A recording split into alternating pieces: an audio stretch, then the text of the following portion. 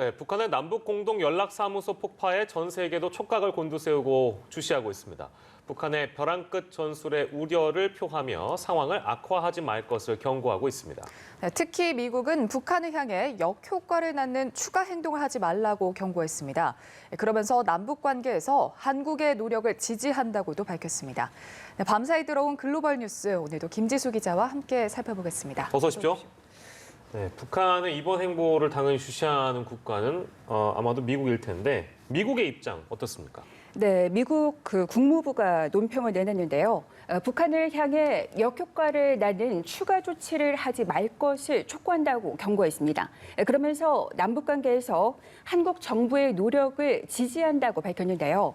미 국무부의 반응은 북한의 추가 도발 가능성에 경고의 메시지를 보내면서 남북 관계에서는 한국 정부의 노력에 힘을 실어주는 입장을 강조한 겁니다. 네. 특히 미 정부가 논평에서 문재인 정부의 남북 협력 기조에 대해 전폭적인 지지 입장을 밝힌 건 이례적입니다.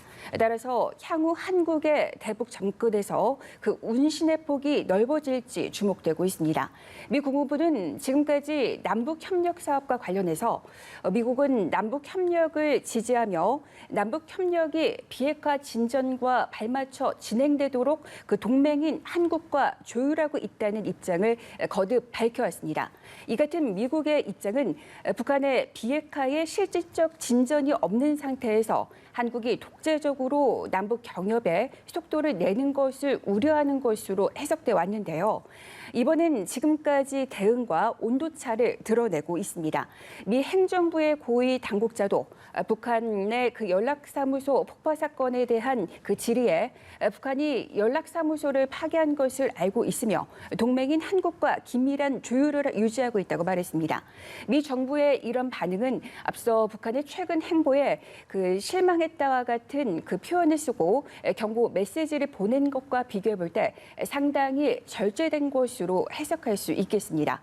그러면서 북한을 자극하지 않으면서 한미 간 협력을 강조하기 위한 것이라고 볼 수 있겠습니다. 네. 네, 이 사안과 관련해서 트럼프 대통령이 어떤 언급을 내놨습니까? 네, 아직까지 공개적인 그런 언급은 없는 상태인데요. 네. 북한의 연락사무소 폭파는 미국 동부 시간으로 16일 오전 1시 49분에 이뤄졌는데요. 특별한 반응을 보이지 않았습니다. 16일 낮에 그 열린 경찰개혁 그 행정명령 서명 관련 행사에서도 기자들과 질의응답을 하지는 않았습니다. 네. 그러나 북한의 연락사무소 폭파가 남북 관계 파국에 국한되지 않고 북미 관계로 여파가 확대될 수 있는 사안이라는 점에서도 트럼프 그 행정부에서도 상황 전개에 비상한 그 관심을 기울이고 있는 상황입니다. 그러니까 연락사무소 폭파가 기본적으로는 대남 메시지만 그 저변에는 북미 관계에 진전이 없다는 북한의 강한 불만이 자리 잡고 있다는 게 대체적인 분석입니다. 네. 현재 11월 그 대선이 있는데 대선 승리가 트럼프 대통령으로서는 최우선의 과제이자 목표인데요. 북한이 연락사무소 폭파에 이어서 대미 압박 무력 시위에 나설 가능성을 가장 우려할 수밖에 없는 상황이기도 합니다. 특히 북한의 이런 막가파식 행동이 이어지면서 트럼프 대통령이 자신했던 그 북한 비핵화도 사실상 물 건너가는 게 아니냐는 관측이 조금씩 힘을 실리고 있는데요. 이런 점들이 트럼프 대통령을 곤혹스럽게 하고 있다는 분석도 나왔습니다. 예. 어찌됐든 이와 관련해서 트럼프 대통령의 발언이 금년간에 나오진 않을까라고 생각이 듭니다만 좀 기다려보도록 하고 자 그리고 미국의 주요 언론들은 이 사안을 어떻게 다루고 있는지도 궁금한데요.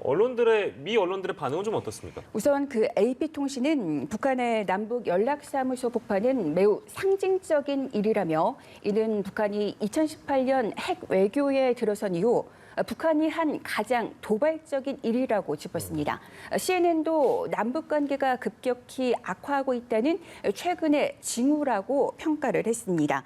북한이 이번 조치를 전환점으로 삼아서 더욱 도발적인 행동에 나서고 남북 관계의 긴장이 한층 고조될 수 있다는 게 미국 언론의 대체적인 전망이라고 볼 수 있겠습니다. 네. 그리고 북한의 앞으로의 행보와 관련해서 AP는 그 북한이 육지와 해상 경계를 따라 충돌을 촉발할 수 있다는 관측이 나온다고 전했습니다.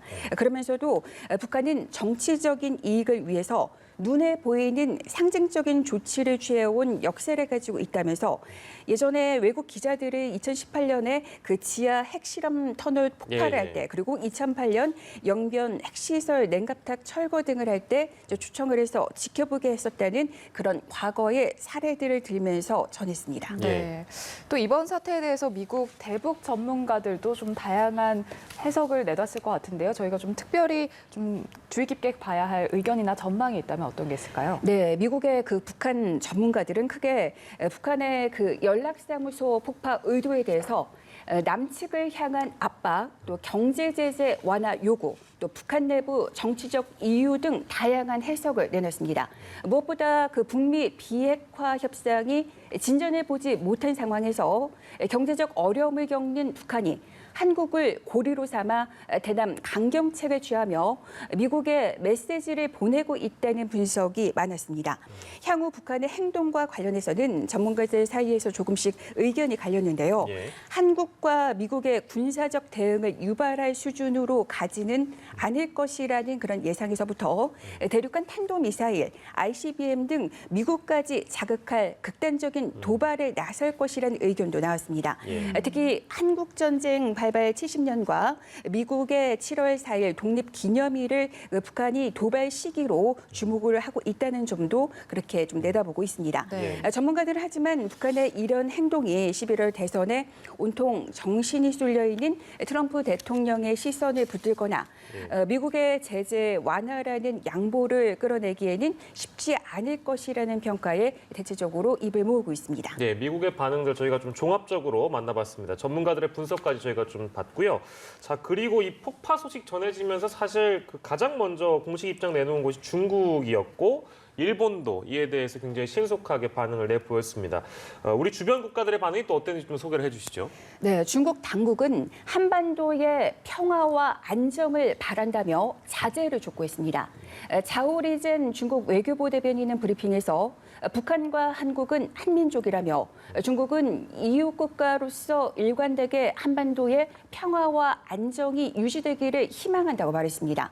그러니까 원론적인 입장을 강조하면서도 한반도 문제에 있어서 중국의 역할과 기여 의지를 강조한 것이라고 볼 수 있겠습니다.